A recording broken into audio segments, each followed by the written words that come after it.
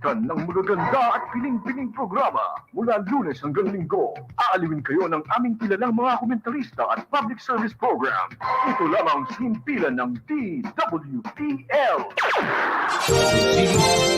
Lingkod ng Bayan, kaagapay ng mamamayan. Ang programang maglilingkod sa sambayanan, katuwang ang ating mga public servants. Lingkod ng Bayan, kaagapay ng mamamayan.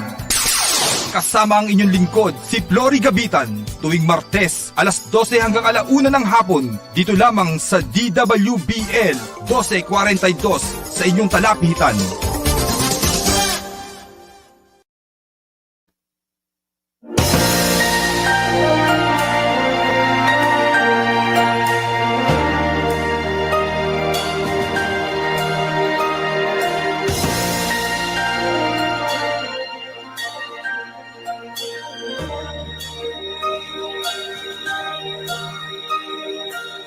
Pilipino ako, sa puso't diwa. Ang buhay ko sa bayan ay itataya. Pilipinas na aking bansa. Ang iwanan kay hinding-hindi magagawa. Ikaw ang tahanan ng aking lahi, lahing kayumanggi.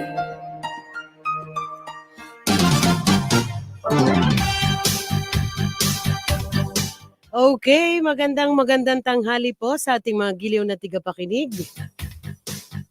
Ngayon po ay araw ng Martes, ika-23 sa buwan ng Nobyembre.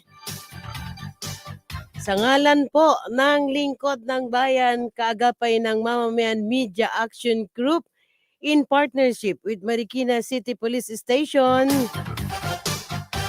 Ito po ang inyo abang lingkod, Flory Gabitan. Magkakasama-sama po tayo isang oras dito po sa ating Lingkod ng Bayan, kaagapay ng mamamayan.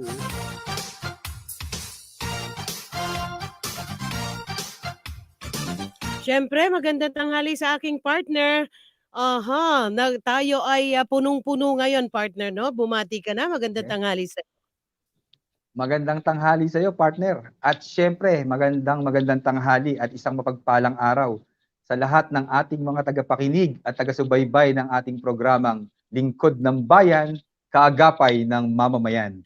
Muli na naman tayo magkakasama-sama sa loob ng isang oras para maghandog sa inyo ng ilang mga pagbabalita at ilang mahalagang impormasyon na katuwang natin na ihahatid ng ating mga panauhin sa araw na ito. Gaya nga ng sinabi ko, partner, speaking of guests, mukhang mapapalaban ka ng Inglesan, partner, ngayon sa ating mga guests. Parang nakita ko, parang mga foreigner ang ating mga guests, partner. Kaya yung mga natatago nating mga ilang English dyan, parang mailalabas natin, partner. Gaya nga po ng nasabi ko, napakaganda po ng ating programa ngayon at panauhin po natin ng President at Vice President po ng Foreign National Keepers Network na maya-maya lamang po ay ipapakilala sa inyo ng aking partner. Partner, nais nating batiin ang aming ama, ang minamahal na ama ng National Capital Region Police Office, si Police Major General Vicente Dupa Danao Jr. At syempre ang aming ama sa Eastern Police District, ang aming napakasipag na District Director, si Police Brigadier General Orlando O. Yebra Jr. Syempre, partner, binabati rin natin ang lahat ng kapulisan, lalong-lalo na ang Marikina City Police. Gayun din, binabati natin ang pamahalaang lungsod ng Marikina sa pamumuno ng ating minamahal na ama ng Marikina, ang walang pagod sa pagbibigay ng serbisyo sa Marikina, Mayor Marcelino Marcy Teodoro. Partner? punong-puno ka, hitik na hitik. Muli po, maaari nyo po kaming pakinggan, panoorin sa DWBL 1242 kHz AM band.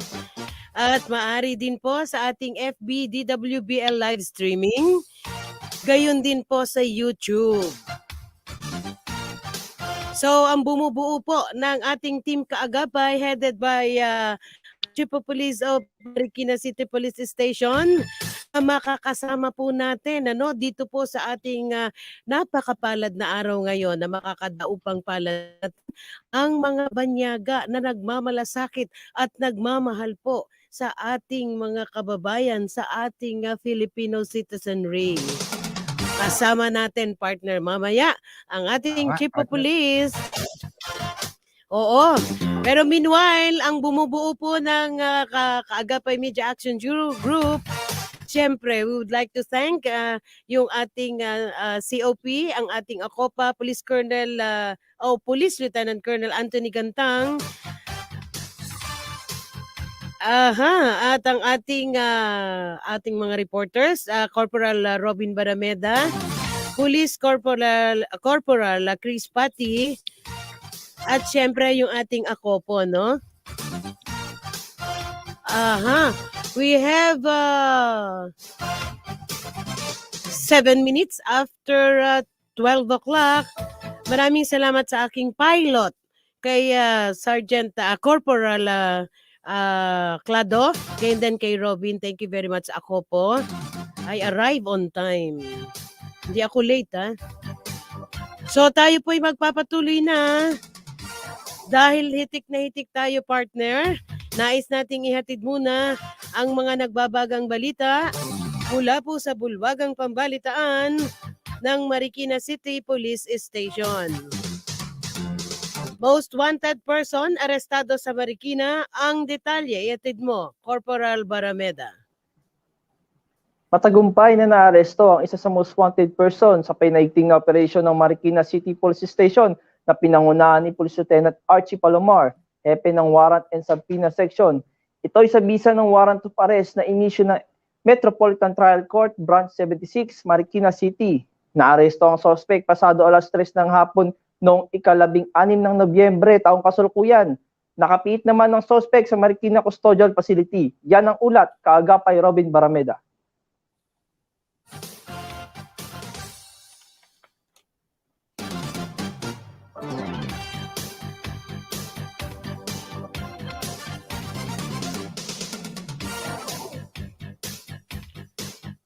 Kawatan, arestado sa mabilis na aksyon ng Marikina City Police Station. Ang detalye, ihatid mo, Corporal Barameda. Dumulog sa impilan ng Substation 4 Marikina PNP ang biktima upang i-report ang pangyayaring panloloob ng isang kawatan sa kanilang tirahan sa kabaan ng Ginto Street, Barangay Malanday, lungsod ng Marikina noong ika-22 ng Nobyembre taong kasalukuyan. Ayon sa biktima, pasado alas 12 ng madaling araw nang siya ay magising sa kaluskos na nanggagaling sa unang palapag ng kanyang tirahan ng kanyang usisain. Nadatnan niya ang sospek habang nanlilimas ng kanilang gamit. Agad namang umiska po ang sospek, tangay-tangay ang cellphone na nagkakahalaga ng 6,000 piso. Sa agarang responde ng otoridad, naaresto ang sospek na kinilalang si Jerome Berbes, 22 taong gulang, na pawang residente din ng Barangay Malanday. Kasong robbery ang kinakaharap ng sospek na kasalukuyang nakapiit sa Marikina Custodial Facility. Yan ang ulat, Kaagapay Robin Barameda.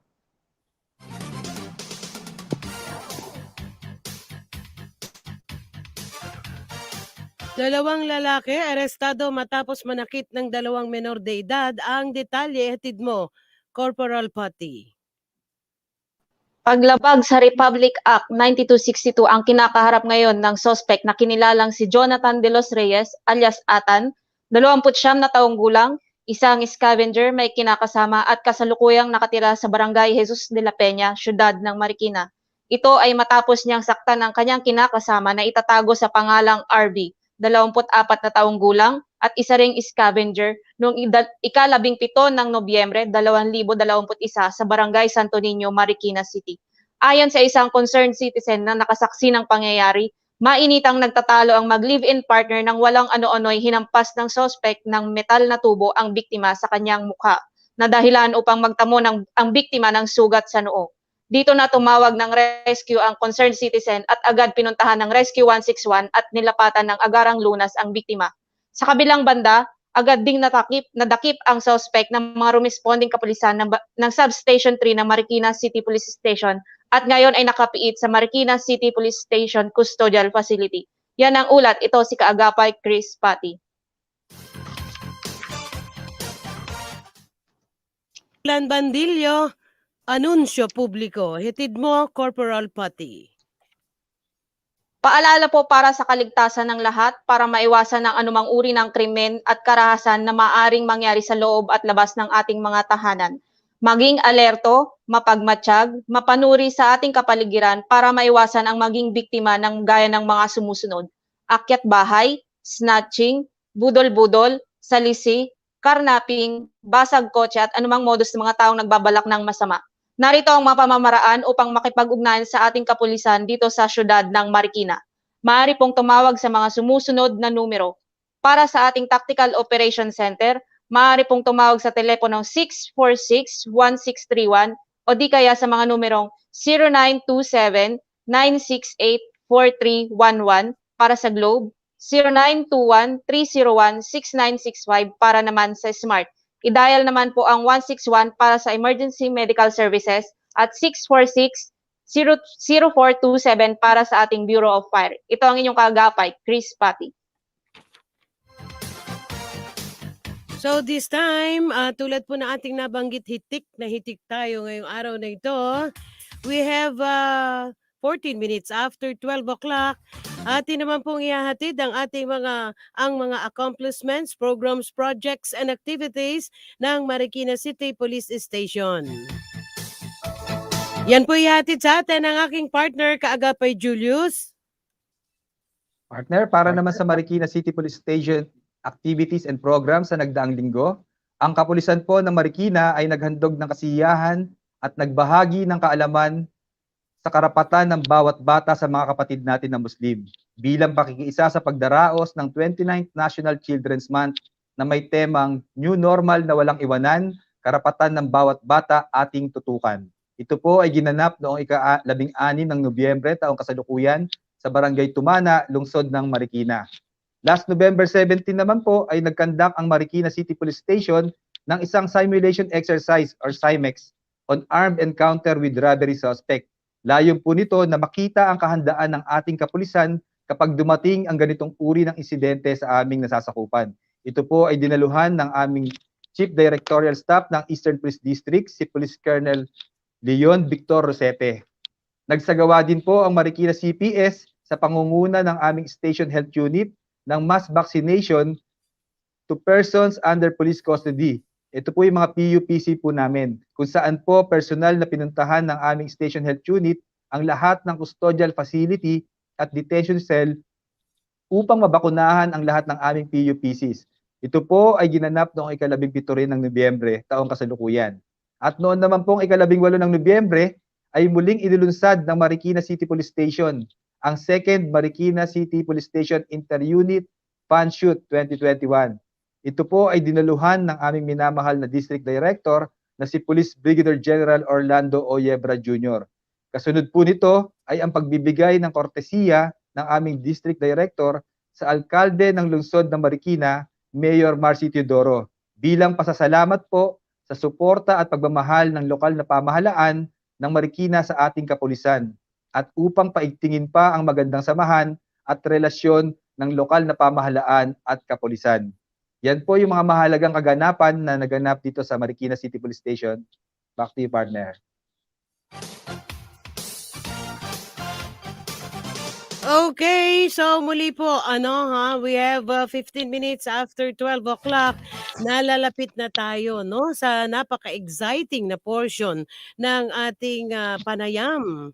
We are very fortunate. Sabi ko nga, I supposed to play this song, Kaya lang, sabi ko nga, you've got a friend. Jigger, you've got a friend.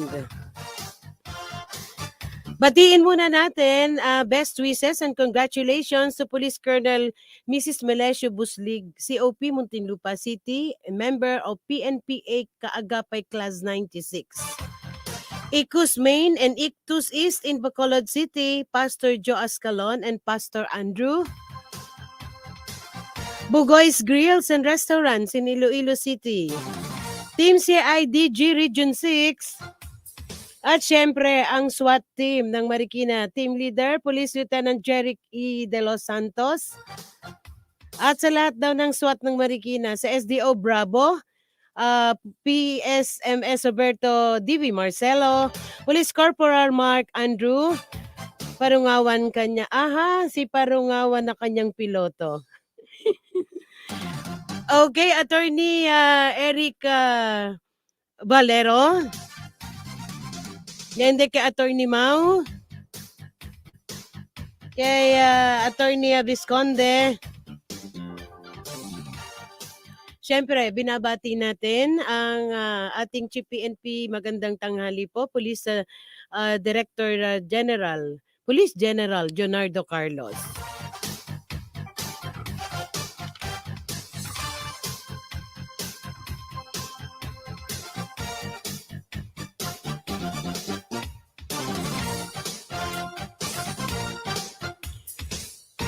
Ang TACDS Police Major General Rodel Salmonia, the Acting Chief Directorial Staff, at ang Police Major General Bartolome Bustamante, the Directorate for Police Community Relations Office. Magandang tanghali po.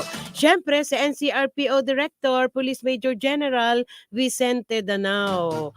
At sa ama ng Eastern Police District, magandang tanghali po kay Police Brigadier General Orlando Yebra. Si ako po is Police Lieutenant Colonel Victoriano de Castro. Si ako pa is Police Lieutenant Colonel Anthony Gantang. Magandang tanghali siyempre sa ama ng Marikina, sa katuuhan po ng kanilang alkalde, si Honorable Mayor Marcelino Chodoro.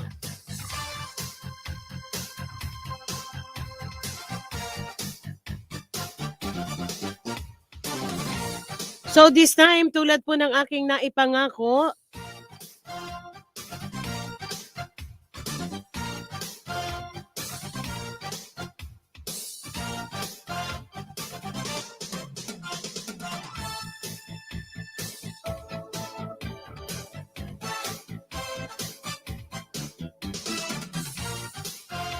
saludo po tayo, no? Bukod sa napakapalad po ng ating mga kapulisan, diyan po sa Marikina, dahil meron po silang isang ama o chief of police na ay devoted, dedicated, higit sa lahat po ay punong-puno ng ay mga programa at proyekto, hindi po lamang para magserbisyo sa ating mamamayan, seguridad, para pangalagaan ng seguridad.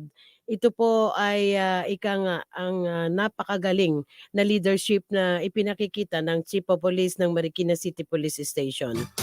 Ang kanyang adikahin po is to attain inclusive and sustainable peace and economic development. There should be integration and strong collaboration among local government unit, ang PNP, and the community under the principle of Filipino Bayanihan spirit. So once again, makakasama po natin dito po sa ating palatuntunan, siyempre ang ating ang ama ng Marikina City Police Station. Kasama natin sa pakikipagpanayam sa ating mga kaibigan na talaga po punong-puno ng malasakit sa ating mga kapwa Pilipino. Police Colonel Ben Liner Capili, ang Chief of Police po ng Marikina City Police Station. Sir, magandang tanghali po.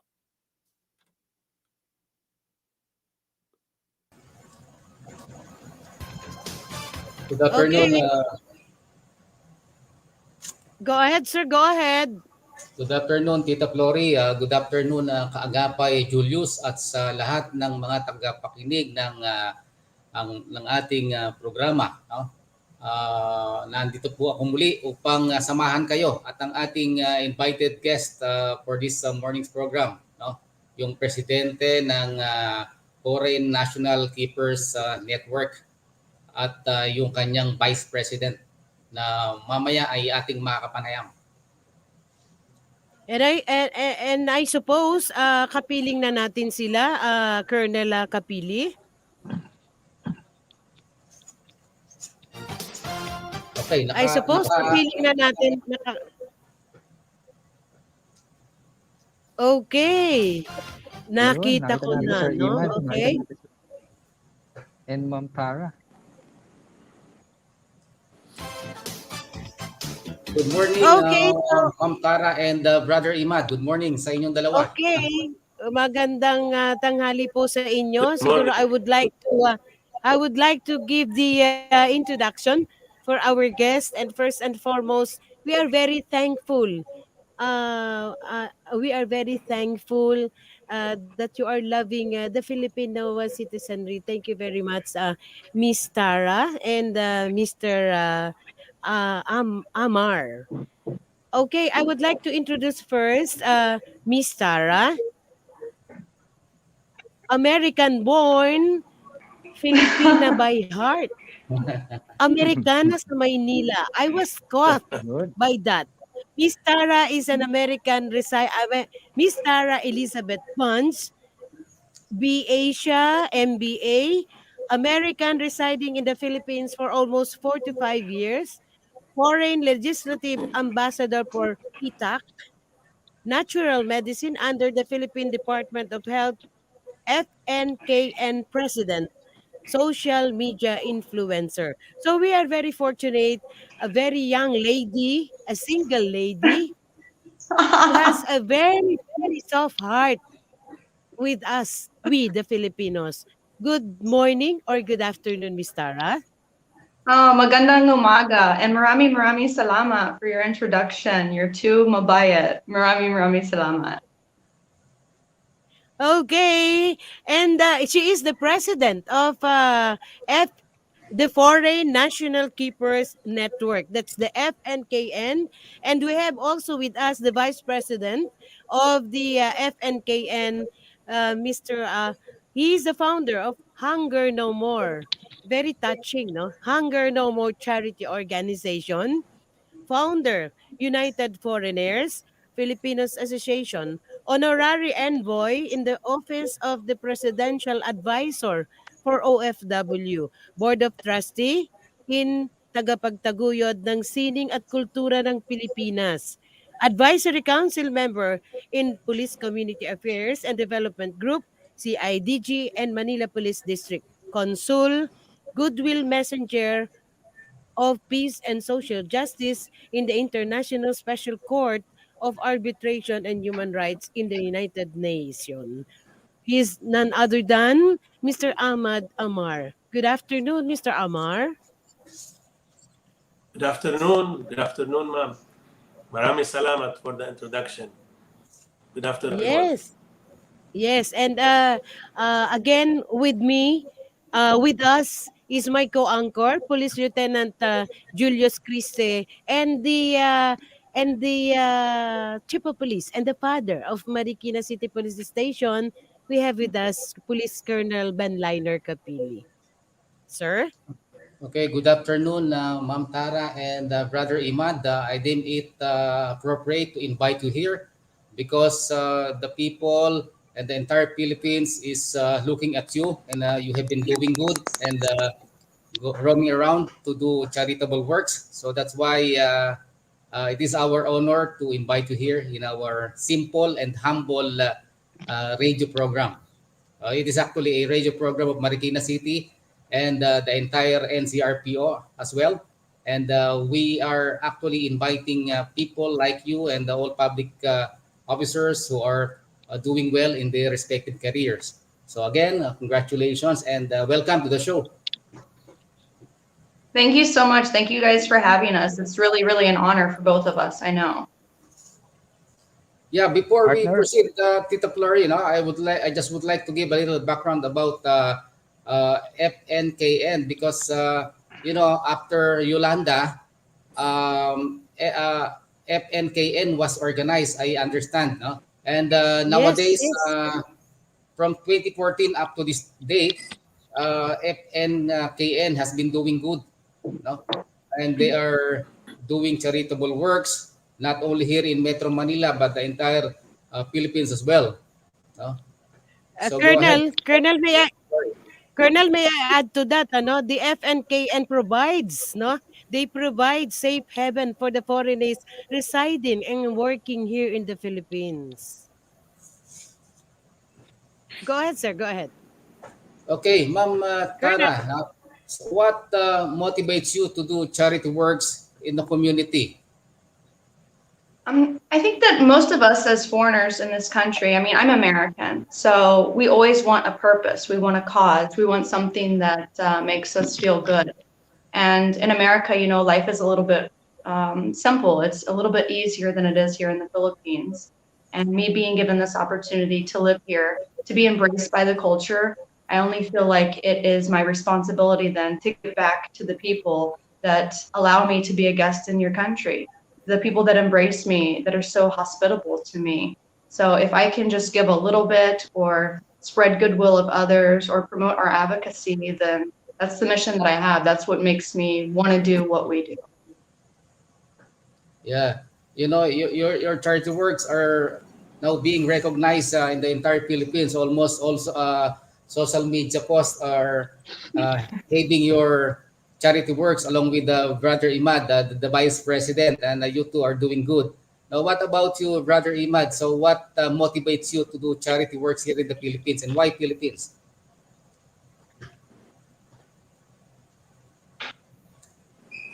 Yeah, first, thank you for hosting us on this program, and we're very honored to be with you today. Actually, I've been in and out the Philippines since 2005, almost like 16 years. And during this, I was always touched by the Filipino culture, by the kindness of the Filipinos, by their hospitality, their respect to the foreigners. So there, when we decided to move and to settle here, and since that time, it was always inside me to try to help as much as I can, as Ms. Tara said, to pay a little bit back to the kindness that we are receiving during our stay in this beautiful country. So I started actually alone in the beginning until I connected with the police community affairs. I was invited by General Sermonia, and we started making much bigger programs. And we started tying up with the PMP whenever we'll have any outreach. So this is basically in brief how it started. And by the way, Brother Imad, you made mention about your previous engagement with Filipinos abroad. Would you like to tell us something about that? Yes, of course. Actually, there is lots of things to say about. May I interrupt? Yes. May I interrupt, Mr. Sir Amar? We are now playing. We are now Yes, playing the videos. These are the activities, the programs, the projects, and all those things are dedicated to the Filipino citizenry. Thank you very much. While we are having the interview, we are now playing the accomplishments of Foreign National Keepers Network. Go ahead, sir. Go ahead. Hello, Tita Flor. I was able to interview Brother Imad in some occasions. Actually, we have this mentoring group every Thursday. No? And Brother Imad told me about his personal experience about Filipinos abroad. He has some engagement there. That's why he became a Filipino friend. So would you like to tell us something about that experience, Brother Imad? Yes, definitely, Brother Colonel.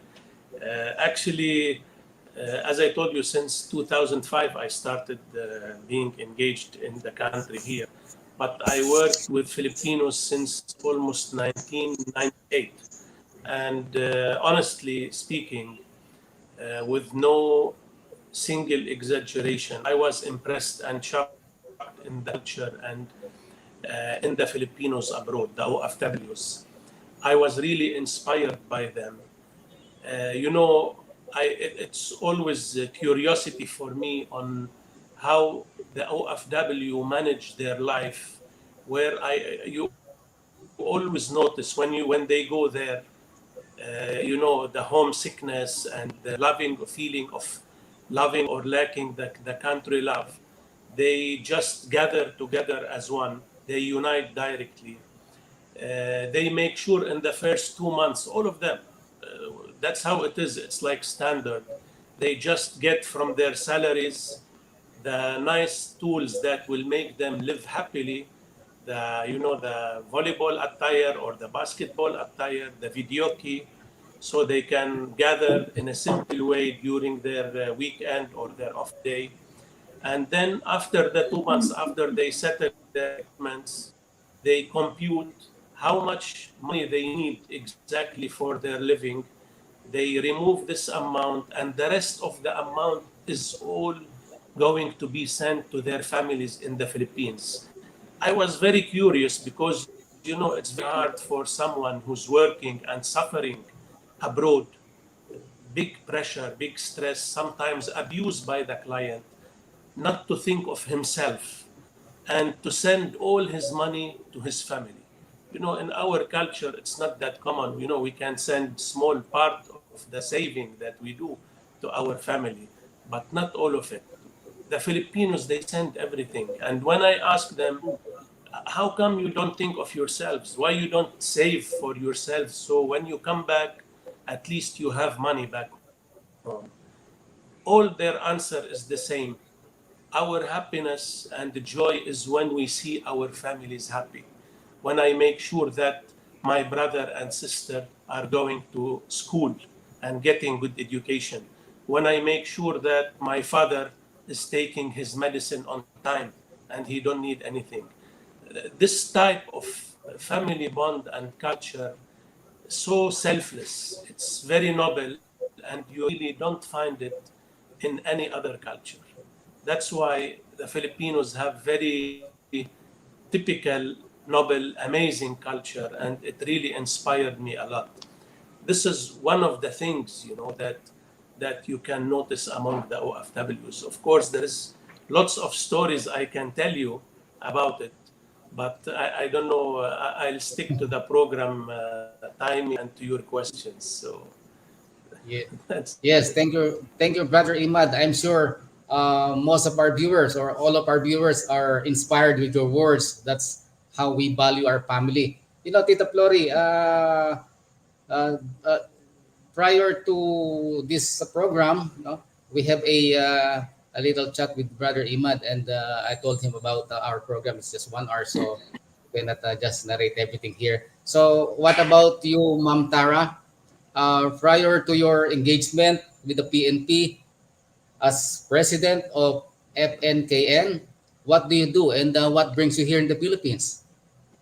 Well, I've always been a supporter of the PNP, dating back to 2017, 2018. I donated a patrol vehicle in Tarlac because my local police station had no vehicle, had no mobile vehicle at the time. So I donated a Ford Ranger for them.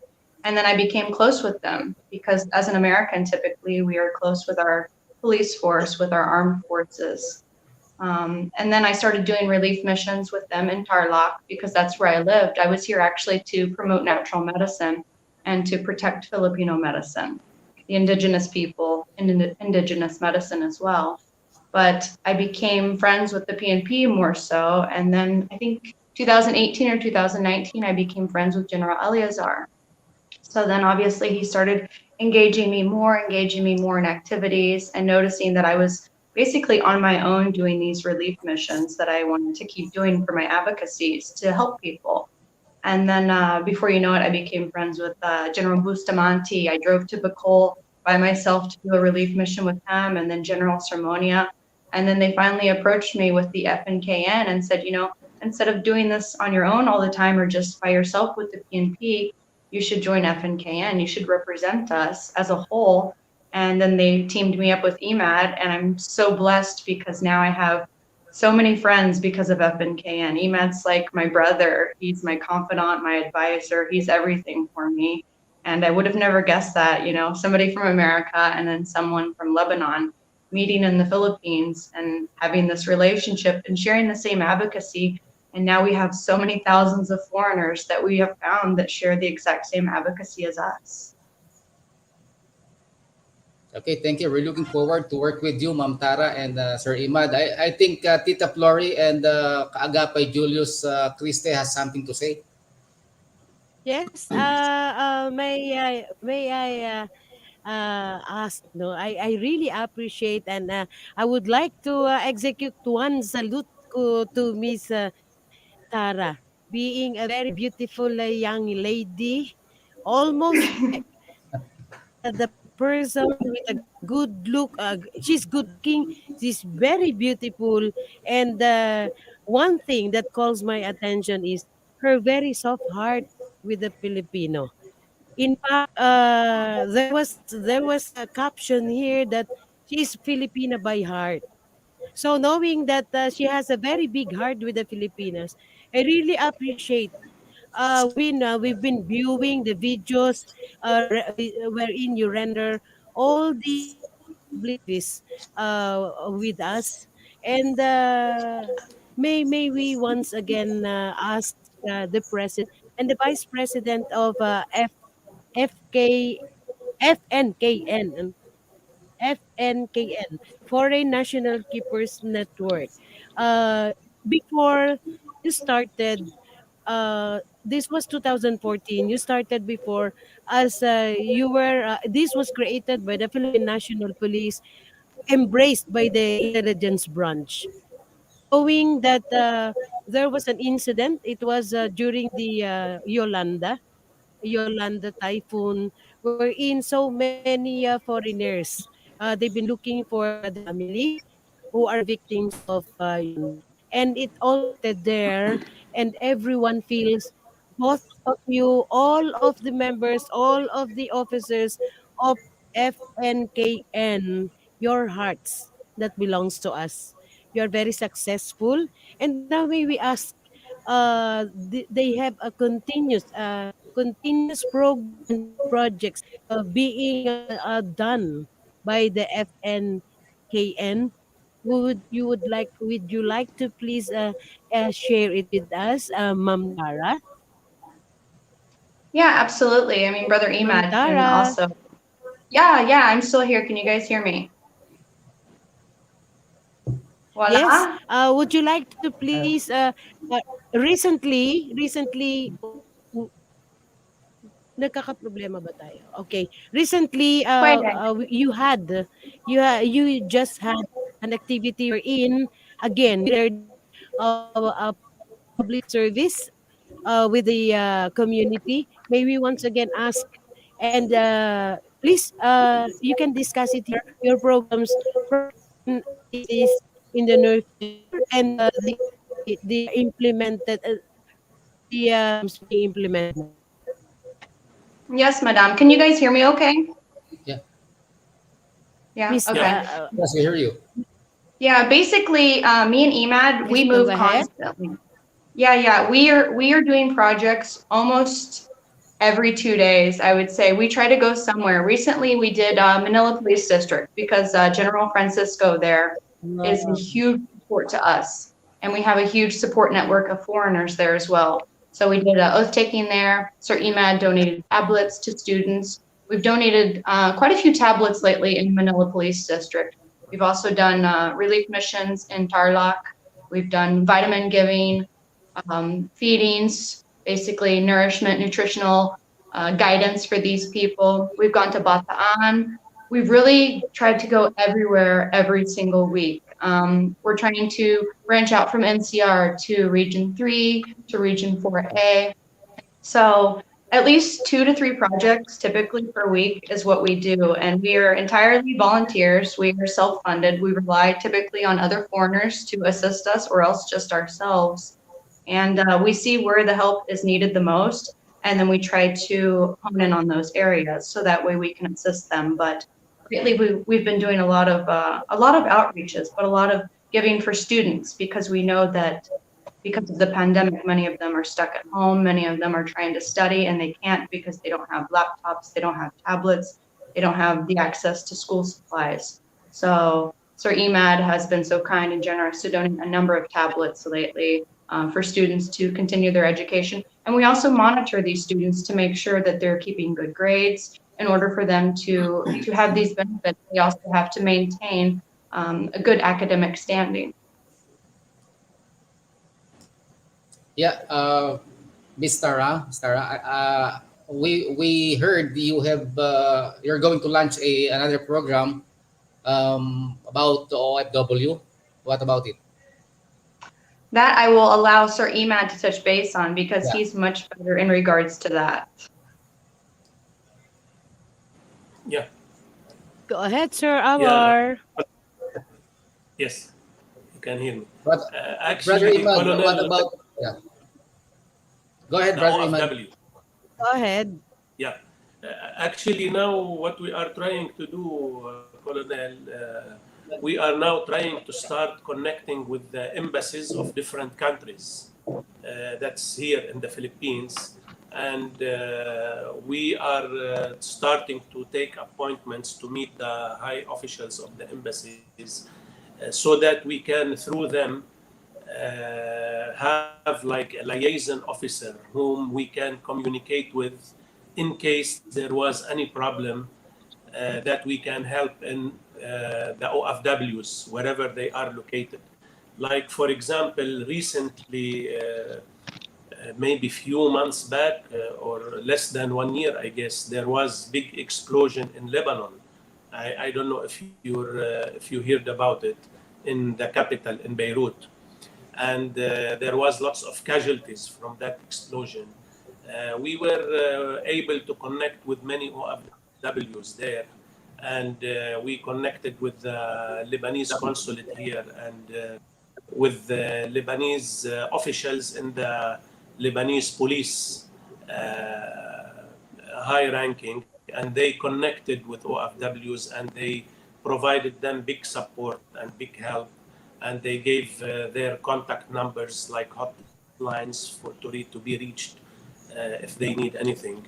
This is one of the examples. There is other things where we receive sometimes complaints from OFWs, some of them in the US, some in Australia. Lately we had one incident where one seafarer, he drowned from big wave and he was lost in Australia. Also, we coordinated with the diplomats and they tried to connect with Australian police to see the rescue missions. They tried a lot actually to do their best to help him, and they sent lots of planes and helicopters, choppers searching for him. Unfortunately, they weren't able to locate him because it's a huge storm and very big place. So, but we try as much as we can. Same in Saudis. Whenever they have problem, we try to interfere through our people there and through the embassies. So we're trying to make it not only local, not only to help the Filipinos here in the Philippines, but also to reach out in whatever abilities we have to the OFWs abroad. Thank you, Brother Imad. Actually, Tita Flory and Kaagapay Julius, foreign national keepers network consists of different foreign nationals. Colonel. Yeah, go ahead, Tita Flory. Yes, Colonel. Question here. I suppose Tara or either Sir Amar could answer this. There's a question here. FN or Foreign National Keepers Network is an office that an individual Filipino could them if ever they would be asking for pero bago po natin ipasagot yan sa ating mga panauhin, ang President FNKN Tara Punch, gayon din ang Vice President si Mr. Imor. Mr. Amar, tayo po'y magbabalik pagkaraan po ng ating station ID. Mula sa top-rated music station ng dekada 80, ang WBL, tuloy na naglilingkod sa inyo sa pamagitan ng mula Lunes hanggang Linggo. Aaliwin kayo ng aming komentarista at public service program. Ito lamang himpilan ng DWBL. Lingkod ng Bayan, kaagapay ng mamamayan. Ang programang maglilingkod sa sambayanan, katuwang ang ating mga public servants. Lingkod ng Bayan, kaagapay ng mamamayan. kasama ang inyong lingkod, si Flory Gabitan, tuwing Martes, alas 12 hanggang alauna ng hapon, dito lamang sa DWBL 1242 sa inyong talapitan.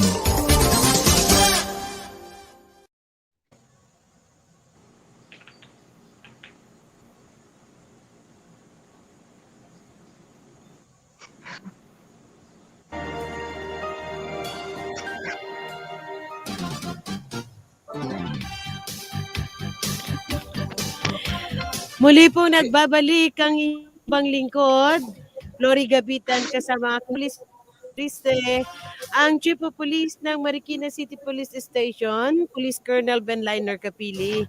Napakapalad po natin at kapiling natin at ating nakakapanayam. Ulitin ko, American born, Filipina by heart, Amerikana sa Maynila. Ang presidente po ng FNKN, Foreign National Keepers Network, Ms. Tara Elizabeth Bond. Gayon din ang kanyang Vice President, si Mr. Ahmad Amar. So, nagbuli po nagbabalik ang inyong abang likod, Colonel. Yung naiwan natin na katanungan kanina, no? Kay Ma'am Tara, gayon din kay Sir Amar. If ever na, yung ating there is a question actually here asking where to get in touch, no, with the FNKN. I suppose relative sila, sir, na foreigner din. Go ahead, sir, go ahead. Colonel Kapili. Yeah, Tita Flory, we have a procedure. No? We can always contact them through us and They're asking. yes, Tita Flory. Yes, sir. I think the Police Community Affairs Development Group have the procedure on how to address the problems of our kababayan through FNKN, Brother Imad, right? Yes. Actually, also we Yes, have, we and have Facebook. one thing we are asking It's now called with Foreign National Keepers Net. yeah. It's called, yes. Yes. Probably Mar will be giving us the Facebook page wherein everybody or to whoever would like to reach out to Yes, the yes. although there is a process there. Mar will be giving us the Facebook account, sir. Go ahead, Yeah, please. it's called it's Foreign National Keepers Network, and usually they send us direct messages there, and Ms. Tara or myself, we go through all the messages and we directly reply, or we see what we can do. And if it's things that we can directly help, we intervene direct, and if it's police related, we usually refer it to the Police Community Affairs and Development Group through their hotline, and they will be guiding us and whoever is complaining what to do. Okay, Kaagapay Julius, do you have something to say? Partner, Sir Ben, honestly, up to now, I'm still speechless. I'm enjoying watching and listening to you guys. Yeah, I have a question to both of you. We have been discussing things seriously. I know you have been doing good. I have a question for Ma'am Tara and Brother Imad. On a personal note, what are your engagement or activities other than the PNP? Yeah. What engagements May we do ask other than before PNP? our Yeah, guest before Most of my life now is involved with the PNP, I feel like. we're not ending. What about Yeah. your personal engagement with business or family? We're now trending. Yeah. I have none. I have walang asawa, walang jowa, walang anak. So my life consists of Miss work, Tara. working with the PNP, working with natural medicine, Yes, Miss Tara. promoting that. Sarah, Tara is very busy person. So we would like to inform you both that as of this present time, we are now trending. Because of so many fans of Ma'am Tara and Brother Imal, perhaps. So I we're haven't just, even got to share it yet. I'm trying. And I'm trying to FPN. share it. But what about you, Brother Imad? Other than Because engagement of with the the PNP, because of what the else do you popularity. do? Personal, like business, you mean, Yeah. Colonel?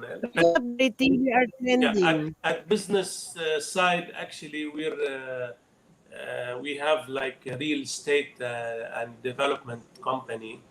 We develop, properties, townhouses, subdivisions, and also we're involved in recruitment agencies where we send OFWs abroad.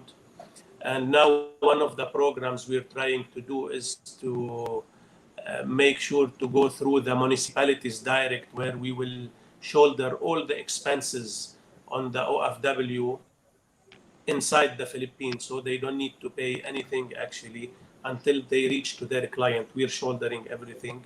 This is as part of our engagement as foreign nationals to help as much as what we can the people who need jobs. And we have some consultation companies actually for mainly for foreigners and students. Yeah, that's it. Okay, thank you, Brother Imad. Tita Flory, Okay, sir, the actually, we floor cannot is yours. respond. Yes, thank you to all the viewers and to asking us to shout out, but to each and every one of you, thank you very much. Only the FNK is so popular, very popular is the officers of this, especially Miss Tada, sir. Everyone is telling that Miss Tara is so beautiful. Beautiful inside and out. So I was looking at the You have to comments meet here. her in Miss Tara person. is a very beautiful. Yes, and everyone is attention. Everyone is called by Filipina by heart, Americano sa Maynila. the generals coined that. The We only generals have coined about that. When 5 you minutes. meet her in person, you will love her more. You will love her more. Tita Flory, we will be having a Okay, program Colonel and here in Marikina. Colonel and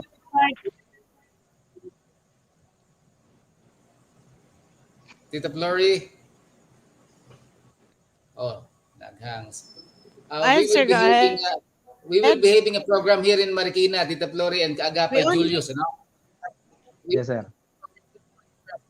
And we're looking forward to work with Ma'am Tara and Brother Imad. So, It's our honor, okay, of so course, to work with you. with that, we only have about 5 minutes.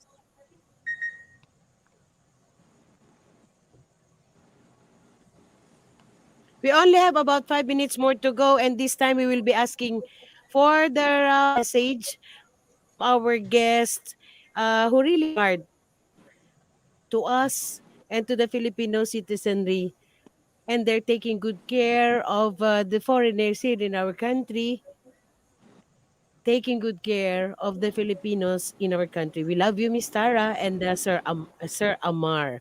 This time we will be asking for your parting message. Please go ahead. We'll start from Miss Tara Elizabeth Bunch. Maraming salamat again, you guys, for embracing us and accepting us.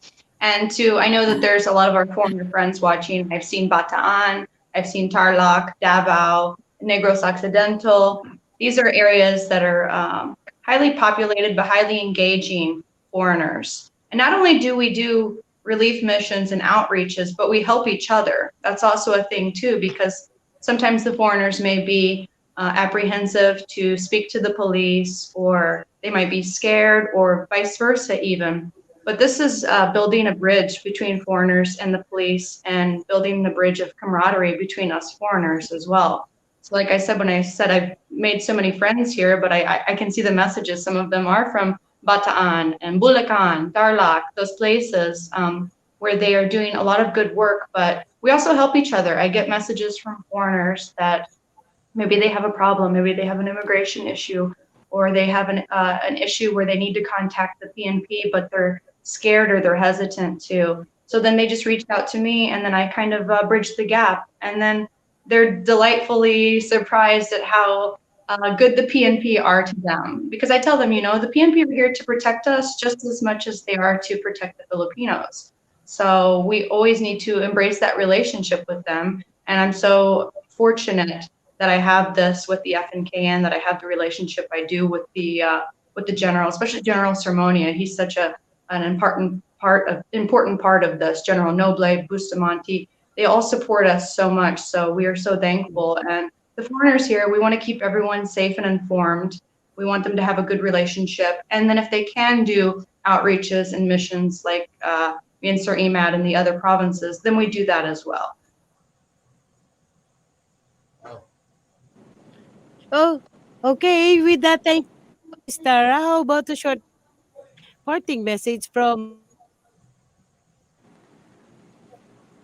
Sir Amar? Yes.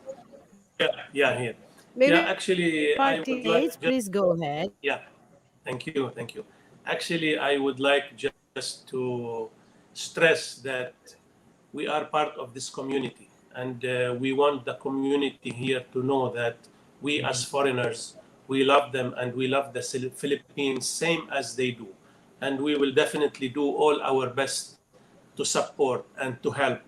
And we will focus on strengthening the act of giving and never fail to help whenever we can. And when we do this, what we are doing, we are doing this without expecting anything in return. Okay. So I hope together. So, Yes. thank you very much.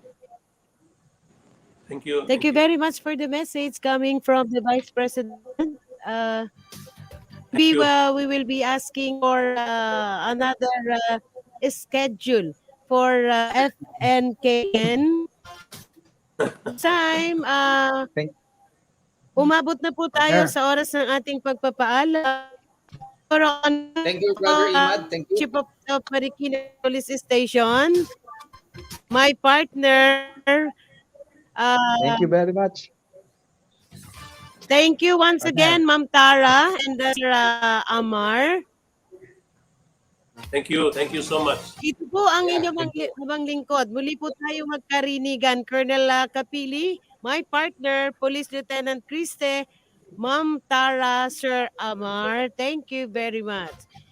Muli po tayo Maraming magkarinigan salamat, sa darating Thank na you very much, Martes. Thank you Ma'am very Tara much, and Jigger. Sir Imad. Sa ngalan po Thank you very much, Ma'am Tara and Sir Imad. ng ayan. Ito po yung abang gabitan.